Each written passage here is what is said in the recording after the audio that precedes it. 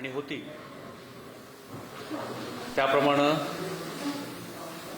श्रीमती अश्विनी भिडे आपल्याकडं महापालिका आयुक्त म्हणून मुंबई महापालिकेमध्ये यांनी आत्ताच सूत्र हातामध्ये घेतलेली आहे। मुंबई महापालिकेतर्फे सर्व अधिकारी कर्मचारी यांच्यातर्फे मी त्यांचं मनपूर्वक स्वागत करतो आणि महापालिकेच्या कारभाराचं पूर्ण नियोजन आता यापुढे त्या करतील। त्यांना मी सर्वांच्या तर्फे मनपूर्वक शुभेच्छा देतो। वेलकम, धन्यवाद।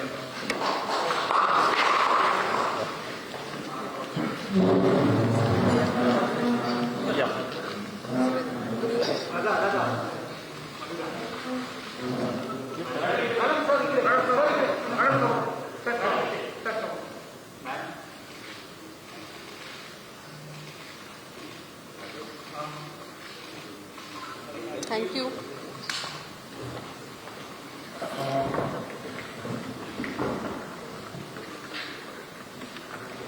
नमस्कार। आज मुंबई महापालिकेच्या आयुक्तपदाची सूत्र हाती घेताना मला अतिशय आनंद होतोय। ही संधी दिल्याबद्दल मी महाराष्ट्र शासनाचे, आपले सन्माननीय मुख्यमंत्री, सन्माननीय उपमुख्यमंत्री या सर्वांचे आभार मानते। सर्वप्रथम मी भूषण गगराणी सरांना त्यांची अतिशय यशस्वी कारकीर्द आज पूर्ण केल्याबद्दल त्यांचंही मनापासून अभिनंदन करते। त्यांच्या पावलावर पाऊल टाकूनच मी तरी सिव्हिल सर्व्हिसेसमध्ये आले, कारण ते कोल्हापूर जिल्ह्यातले, मी सांगली जिल्ह्यातली, आणि सर त्यावेळेला मराठी लिटरेचर हा विषय घेऊन भारतामध्ये तिसरे आले होते आणि तोच आदर्श ठेवून मी सिव्हिल सर्व्हिसेस करायचं ठरवलं आणि त्यामुळे आज त्यांच्याकडूनच या पदाची सूत्र घेताना मला खूप आनंद झाला। मुंबई महानगरपालिकेत आयुक्त म्हणून येणं हे माझ्यासाठी एका अर्थाने होमकमिंग आहे, कारण 4 वर्ष मी या संस्थेमध्ये ॲडिशनल कमिशनर म्हणून काम केलं। कोविडसारख्या अतिशय क्रिटिकल परिस्थितीमध्ये काम करण्याची संधी मिळाली आणि मुंबई महानगरपालिकेचं कामकाज जाणून घेण्याची संधी मिळाली। 150 वर्षापेक्षा जास्त इतिहास असलेली ही संस्था खूप रिच लिगसी आणि हेरिटेज या संस्थेचं आहे। या संस्थेने मुंबईकरांचं आयुष्य एका अर्थाने खूप समृद्ध केलंय आणि माझ्या आधीच्या सर्वच आयुक्तांनी याच्यामध्ये आपापल्या परीने भर टाकली आणि त्या सगळ्या अतिशय समृद्ध परंपरेचा भाग आज होताना पण मला खूप आनंद होतोय। प्रत्येक शहर स्वतःला सततच नव्याने शोधत असतं, रिइन्व्हेंट करत असतं, त्यामुळे नवीन चॅलेंजेस, नवीन आव्हानं येतात आणि आता आयुक्तपदाची सूत्र हाती घेतल्यानंतर ही सगळी आव्हानं आधीच्या माझ्या प्रिडेसेसर्सनी ज्या पद्धतीने त्याला सामोरे गेले त्याच पद्धतीने मी सुद्धा इथे असलेल्या सगळ्या टीमच्या मदतीने मी त्याला सामोरं जाईल आणि शहरासाठी जास्तीत जास्त चांगलं काम करण्याचा प्रयत्न करेन। सुदैवाने महापालिकेच्या कामकाजाची मला पूर्ण माहिती आहे, इथे काम करणाऱ्या बरेच जणांची माहिती आहे आणि त्यामुळे त्या सगळ्यांच्या सहकार्यातून या शहरासाठी चांगलं काम करू असा विश्वास या निमित्ताने मी व्यक्त करते आणि आपल्या सगळ्यांचं सहकार्य त्या ही धुरापुढे नेण्यासाठी मिळेल अशी आशा व्यक्त करते। धन्यवाद। मॅडम, महिला राज खऱ्या अर्थाने मुंबई महापालिकेत आल्या असं म्हणताय का? महापौरपदी महिला आहेत, विरोधी पक्षनेता देखील महिला आहेत, आयुक्तपदी सुद्धा पहिल्यांदा इतिहासामध्ये महिला विराजमान आहेत। म्हणजे महिला म्हणून काही वेगळं हे असायलाच पाहिजे असं काही नाही, पण बऱ्याच जणांनी आज माझं पहिली महिला आयुक्त म्हणून अभिनंदन केलं, पण कदाचित आपल्याकडे ती संधी आतापर्यंत मिळाली नव्हती म्हणून त्याला जास्त महत्त्व असेल, तर असं म्हणायला काही हरकत नाही। महिला राज्यासाठी काही विशेष योजना विशेषतः मुंबईकर महिलांकरता, कारण मेट्रो वुमन अशी तुमची ओळख आहे, पायाभूत सोयी सुविधांकरता आता मुंबईकर तुमच्याकडे आशा करतात। मुंबई महानगरपालिका तसं मुंबईला पायाभूत सुविधा आणि सगळ्या अम्युनिटीज देण्याचं काम करतच असते आणि ते सगळ्याच नागरिकांसाठी असतं आणि मुंबई शहरातली जी सुरक्षितता आहे किंवा इथलं ट्रान्सपोर्ट सिस्टीम आहे ती नेहमीच महिलांसाठी नेहमीच उपयुक्त ठरलेली आहे आणि त्यामुळे इथे आपल्याला माहिती आहे की नोकरी करणाऱ्या महिलांचं प्रमाणही त्यामुळे जास्त आहे।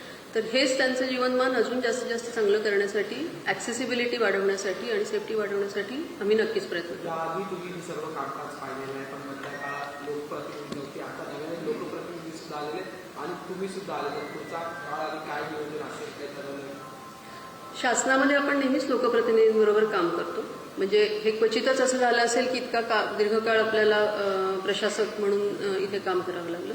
पण यापूर्वी सुद्धा जेव्हा 2020मध्ये मी होते, 20 ते 22 आपल्याकडे इथे सदस्य होते आणि जरी कोविड कालावधी असला तरी नियमित बैठकाही व्हायच्या सगळ्या. त्यामुळं लोकप्रतिनिधींबरोबर काम करण्याचा अनुभवही आहे आणि त्याच्यातूनच म्हणजे प्रशासन आणि लोकप्रतिनिधी या दोन्हीतूनच आपण कुठलंही शासनाचं काम जास्तीत जास्त चांगल्या पद्धतीने होतं.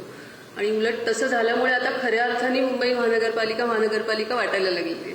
मॅडम, पहिला टास्क तुमच्या समोर आता आयुक्त पदाचा पदभार स्वीकारल्यानंतर असणार आहे की नालेसफाई, कारण 1% सुद्धा कमी नालेसफाई झाली असं स्थायी समितीत गेल्या आठवड्यात सांगण्यात आलं.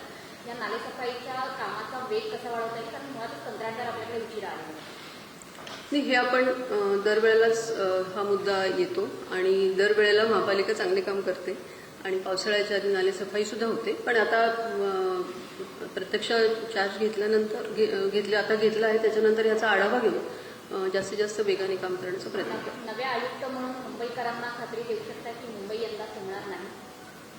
नक्कीच खात्री देऊ शकतो. याचं कारणच असं आहे की गेली अनेक वर्ष, कारण पूर्वी मी केलं मुंबई महानगरपालिकेने सातत्याने मुंबईतला फ्लड रेझिलियन्स जो आहे तो वाढवण्याचा प्रयत्न केला वेगवेगळ्या प्रकल्पांच्या माध्यमातून आणि आताही तोच वेग पुढे नेऊ आणि चांगल्या पद्धतीने काम करतो. गगन सर, मॅडम बोलताना म्हणाल्या की तुम्हाला बघून त्या सिव्हिल सर्व्हिसेसमध्ये आल्या, काय वेगळ्या शुभेच्छा तुम्ही दिलेल्या आहात, कारण की तुम्ही मुक्त होता तर त्या कार्यभार सांभाळायला आता सुरू करते.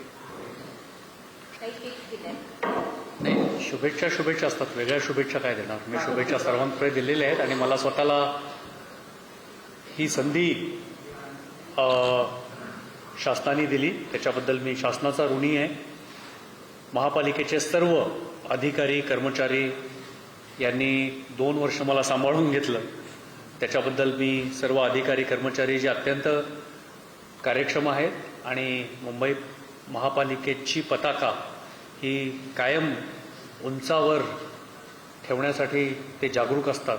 मी सर्वांचे मनापासून आभार मानतो आणि आपल्या सगळ्यांचे देखील आभार मानतो की माझ्या या गेल्या 2 वर्षाच्या कालावधीमध्ये आपलं सगळ्यांचं सहकार्य, हे जर सहकार्य मिळालं नसतं तर कदाचित आम्हाला लोकांच्यापर्यंत पोचणं आणि लोकांचं सहकार्य मिळवणं शक्य झालं नसतं. त्यामुळे आपल्या सर्वांचं मनापासून आभार. थँक्यू. त्या सांगू नाही शकणार. हा, अशा समोर थोडी सांगता येईल. हो.